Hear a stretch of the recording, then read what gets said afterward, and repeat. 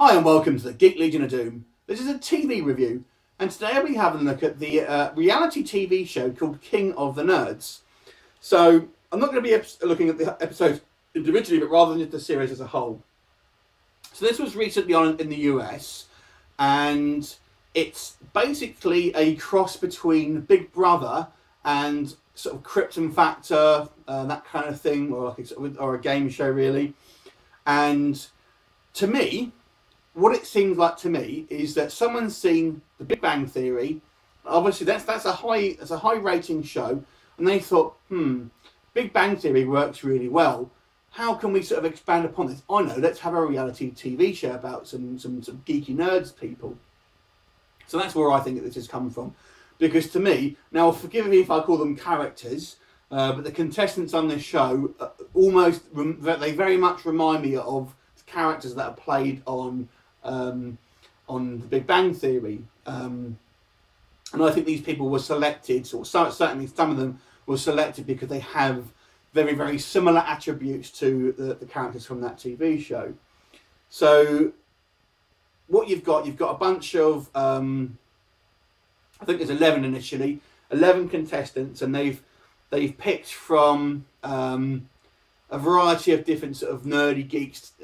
You know, although the majority of them do seem to be the ones that are consistent. The majority of them they seem to be fairly intelligent and sort of have either studying very sort of high academic job sort of roles in the sort of university or what have you, or they already have sort of high end jobs and stuff. There's a couple maybe that don't, but the majority of the contestants are like that, and that's kind of makes me think of, obviously this has been influenced by The Big Bang Theory. But what is quite good about the contestants, they maybe have not just gone for your kind of like pop culture geeks. They've gone for people who are just really into science, and for example, and things like that as well. Well, there are some obviously some pop culture references and stuff in there as well, a lot, but I'll come on to that. So the idea is these contestants are going to be sort of living together, I guess, and sort of having sort of various. They're split into two teams, and they have various sort of team games where they'll kind of knock out a contestant from the other team, and then ultimately actually sort of whittles down to the sort of the fewer. There's a few left. Basically, it just goes on to a sort of one-on-one competition. So it's kind of it's quite fun to watch. I mean, I don't like reality TV at all. I do not like reality TV. And I was in two minds whether to watch this or not. But I thought, well, I'll give it an episode and see what it's like. And I actually quite enjoyed it, to be quite honest with you. And this is the definition of what I would consider probably a guilty pleasure. I wouldn't be overly fussed if I sort of hadn't seen it, but for what it was, I kind of quite liked it. It's actually presented by two of the actors who were in the Revenge of the Nerds films back in the I think the early 90s. I'm not sure if they're actually geeks themselves, but obviously this is what they kind of played in these films and what they're both known for. And you also have a few kind of celebrity sort of cameos who end up sort of judging. I mean, for example, there's a cosplay competition, and in there you've got George Takei, and you've also got sort of a celebrated cosplayer called Yaya Hatan or something her name is, and she's judging it. You've also got Kevin Smith and Jason Mewes also turn up to sort of judge a comic book debate, and a few other sort of semi-celebrity sort of cameos as well. So it's all quite good. Now, I guess one of the issues I had with this show, and this is maybe going to be something that bugs me specifically rather than a general criticism, but when they're doing these tasks, you sort of see them. For example, there's one where they're having to remote control drive these sort of golf carts around to try and sort of kick a ball into a goal or what have you, and they're obviously doing it, but the footage is kind of intercut with segments of obviously them sat in a studio talking about it. But the way they're actually speaking is like it's actually happening there and there. So these sections are obviously filmed afterwards, and but the way they're kind of talking, it makes it sound like is that they're talking there and then. Well, that can't be happening, because this has obviously already happened when you're filming this. So why is it you're talking about it in like the present sense, if you know what I mean? And I didn't really like that, because it made me feel like maybe this is a little bit of a setup here. This stuff's already happened, and you're kind of talking about it obviously after the fact, but like it's happening right now. There you go.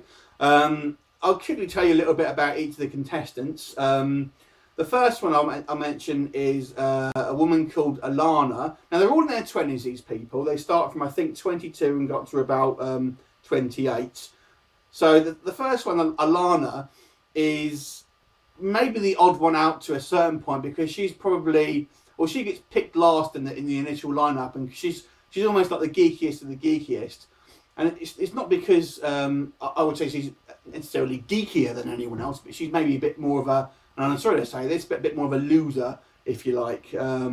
Not quite all that intelligent. Doesn't seem to be off in her own little world a bit. Her kind of main thing they can say about her is that she's a Batman fanatic and a Batman expert. Except she isn't, because she kind of fails on that on a test on that later on. So, you know, she's interesting. She's kind of, whenever she's talking to someone, you can just see the other people kind of being a little bit more sort of uncomfortable when she's around, because they don't really know what to say to her, and she just comes across as a little bit sort of annoying and things like that. Next up, you've got Brandon, who's a 24-year-old neuroscientist, and he does seem to be your sort of stereotypical kind of geek, if you like. Very much look, and he's absolutely cut from the Big Bang Theory modus of what a geek should be, if that makes sense. Then you've got Celeste, who is a 22-year-old professional gamer. She's an Asian girl, and she seems to be very sort of quiet and kind of like subdued, and she probably does seem like a genuine geek in that respect. She doesn't seem to be particularly sociable and that sort of thing. And you've got Danielle, who is kind of, it tends to be the sort of the face of this TV show, because she's probably traditionally the most attractive. So I see her in most of the promotional material. So she's like this girl with, like, she's a video blogger and a games reviewer, and she's kind of got this like pink hair and stuff like that. Next up, you've got Genevieve, who is a 27-year-old fantasy writer, who I would say is probably your quintessential and stereotypical nerdy, geeky person. If you can think of a female geek, this is probably what you would come to picture. Now, I quite liked the character. She was, there you go, I called her a character, and she's a real person.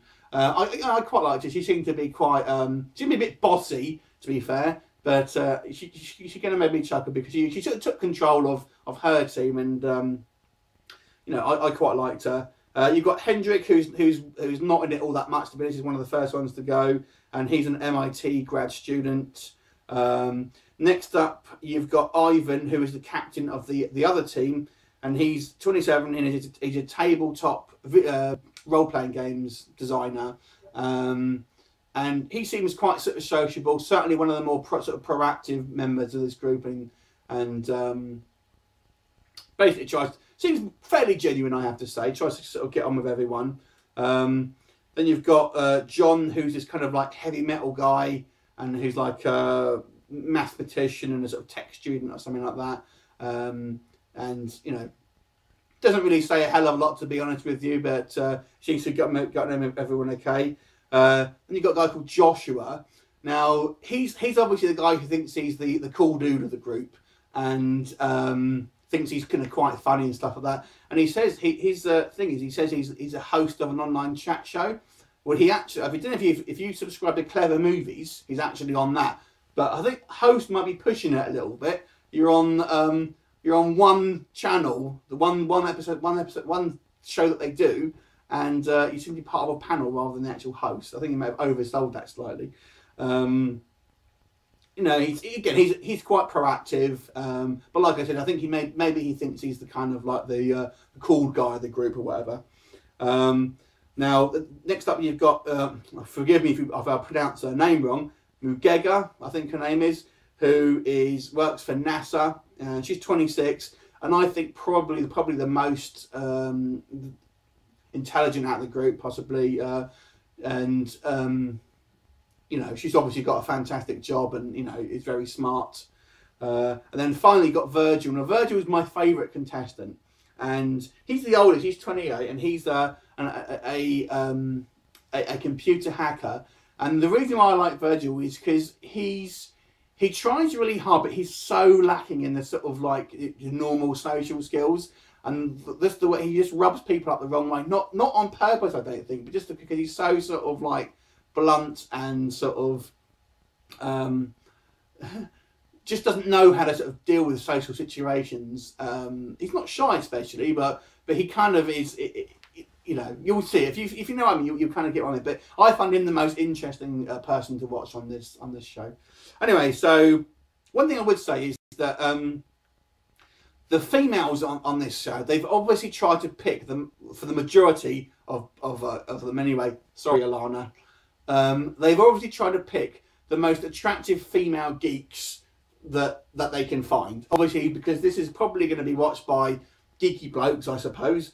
And whilst the blokes are kind of your average geek-looking blokes, all the girls to me seem, or bar one, seem fairly attractive. And that again, I think is a choice by the producers who have said, right, let's make it like the Big Bang Theory, the game show, but we'll have a kind of like some hot gamer girls in there as well. So although I quite enjoyed it, it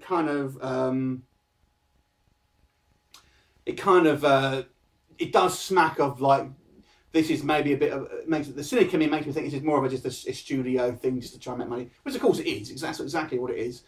You've also got a couple of like helpers that show up. There's a pink-haired girl called Mindy, who all the sort of the boys are all fancy and stuff like that, and some guy dressed up as a gladiator who are sort of like there to sort of like help the two hosts sort of run the games and things like that.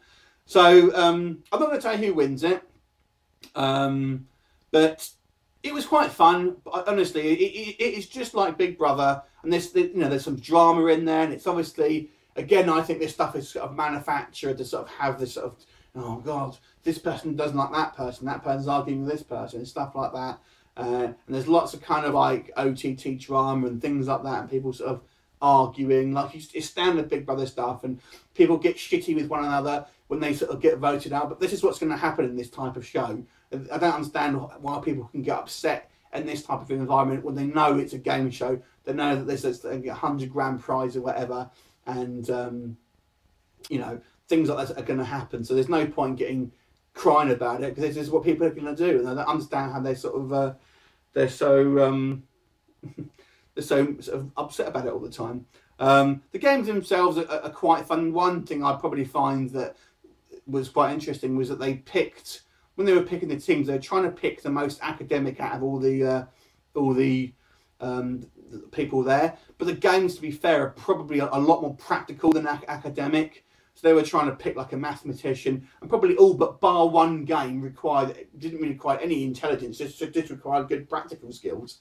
So, you know, if you're a contestant in season 2, remember there's no, you know, I wouldn't just pick the most intelligent people. You're going to want to pick people who can do practical things. So there's that. I quite enjoyed it for, as I say, for a bit of a guilty pleasure, a bit of a time waster.